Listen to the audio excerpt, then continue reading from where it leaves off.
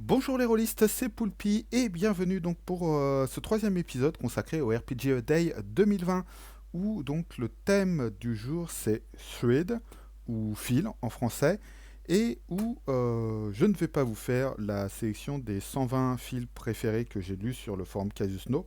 Non, je vais vous parler d'une technique de maîtrise qui va vous permettre d'inclure au fil de votre campagne des éléments qui ont plu à vos joueurs.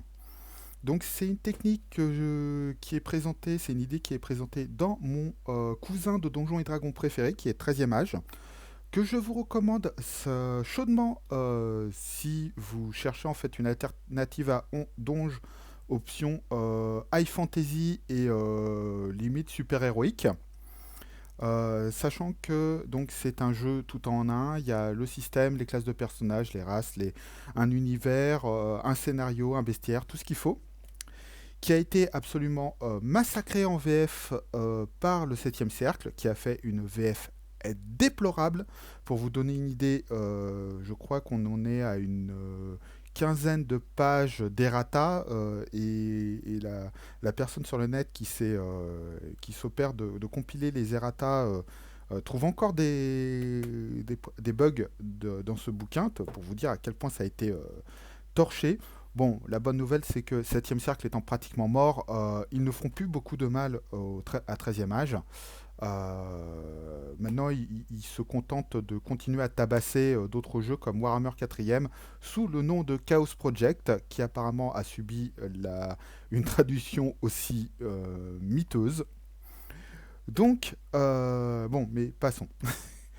Voilà, c'était le petit quart d'heure tacle à la gorge.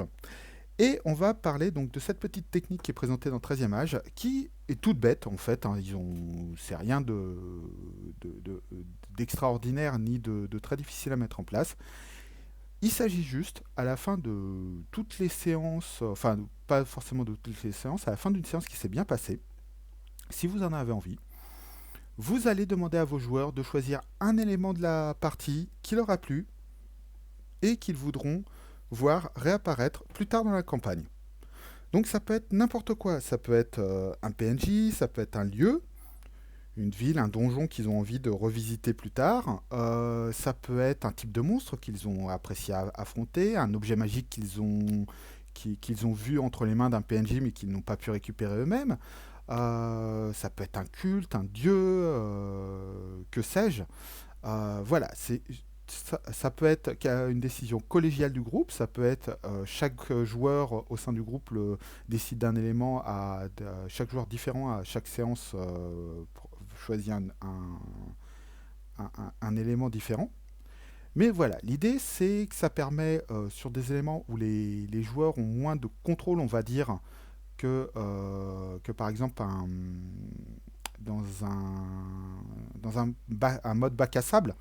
Un mode bac à sable, c'est bien simple, vu que c'est les joueurs théoriquement qui vont avoir l'initiative d'explorer de la façon qu'ils veulent le bac à sable que vous allez leur proposer.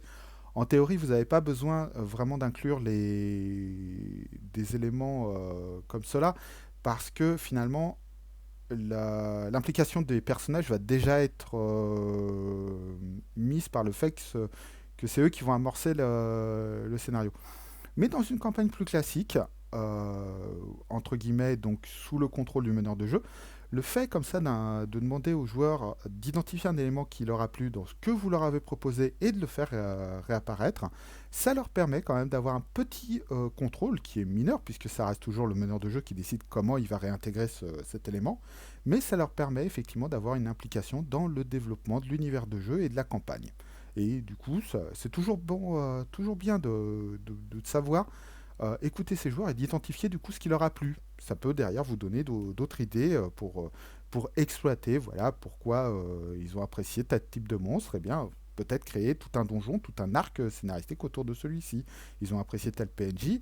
Bah, peut-être que le faire réapparaître et le mettre en danger, ça va les motiver plus que d'attendre 50 pièces d'or. Et donc ça va créer un fil comme ça au fur et à mesure de votre campagne va non pas être un fil imposé par le meneur de jeu, mais vraiment une espèce de fil rouge qui vient ici pleinement des choix des joueurs. Voilà, donc c'était ce que j'avais envie de partager avec vous aujourd'hui. Et donc, bah, rendez-vous demain pour l'épisode 4. Bonne soirée à tous les rôlistes. Salut!